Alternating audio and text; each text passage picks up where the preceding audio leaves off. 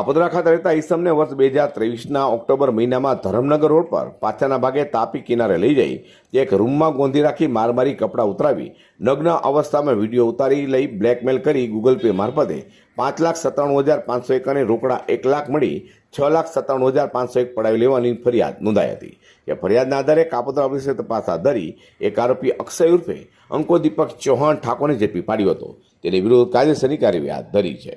Kapodra police station ખાતે હની ટ્રેપનો એક ગુનો રજીસ્ટર કરવામાં આવેલ, જેમાં અગાઉ એક આરોપીની ધરપકડ કરવામાં આવેલ।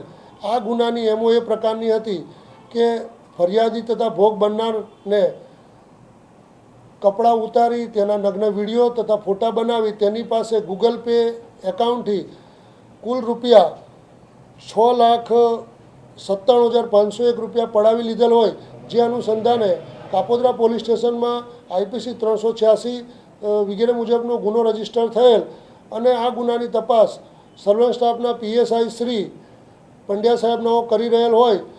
આ ગુનાના અન્ય એક આરોપી અક્ષય ઠાકોર જે મૂળ ગારિયાદરના હોય તેઓને ગઈકાલ તારીખના રોજ અટક કરવામાં આવેલ છે અને હાલ આ ગુનાની તપાસ તજવીજ ચાલુ છે।